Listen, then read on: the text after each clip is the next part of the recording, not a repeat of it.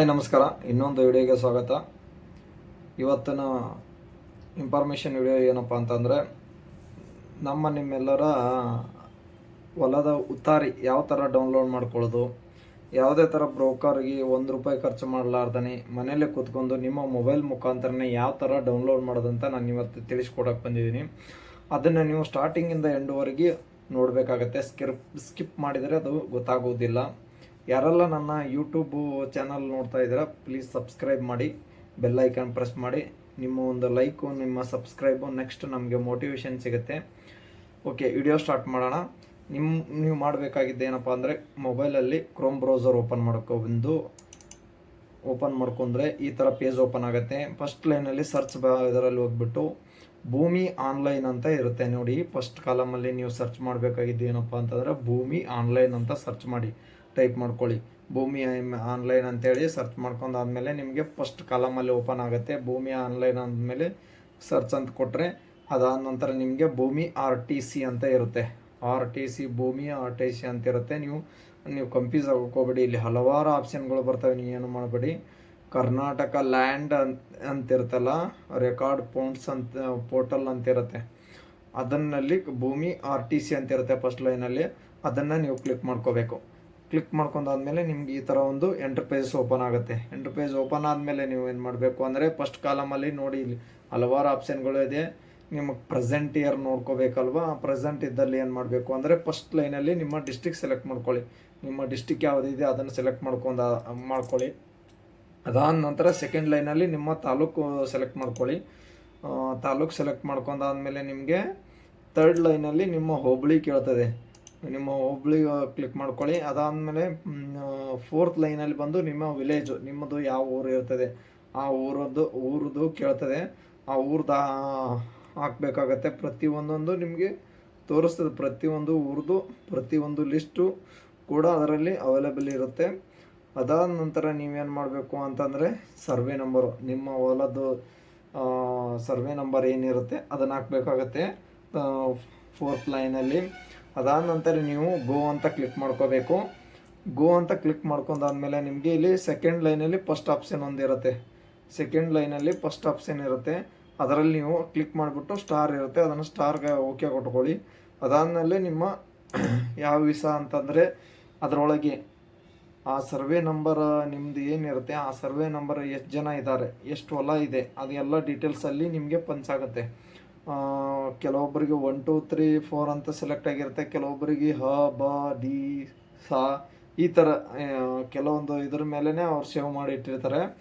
ಅದರಲ್ಲಿ ನಿಮ್ದು ಯಾವುದು ಒಂದು ಅಂತ ಕ್ಲಿಕ್ ಮಾಡಿ, 2 ಇದ್ದರೆ 2, 3 ಇದ್ದರೆ 3, 4 ಇದ್ದರೆ 4 ಕ್ಲಿಕ್ ಮಾಡ್ಕೊಂಬಿಟ್ಟು, ಅದಾದಮೇಲೆ ನಿಮಗೆ ಏನು ಮಾಡೋ, ಸೆಕೆಂಡ್ ಲೈನಲ್ಲಿ ಥರ್ಡ್ ಕಾಲಮಲ್ಲಿ ಏನಾಗತ್ತಪ್ಪ ಅಂತಂದರೆ, ಆಟೋಮೆಟಿಕ್ಕಾಗಿ ತೊಗೊಳುತ್ತೆ.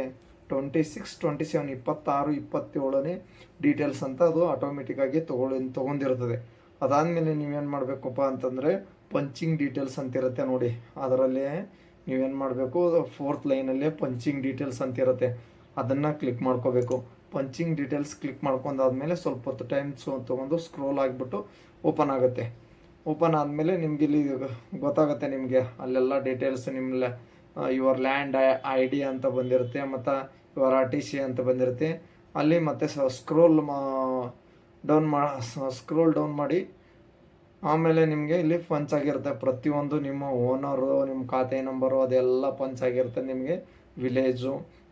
ಅದಾದ ನಂತರ ನೀವೇನು ಮಾಡಬೇಕಪ್ಪ ಅಂದರೆ, ತೆಳಗಡೆ ಇರುತ್ತೆ ಒಂದು ಆಪ್ಷನ್, ನಿಮಗೆ ವ್ಯೂ ಆಪ್ಷನ್ ಅಂತಿರುತ್ತೆ.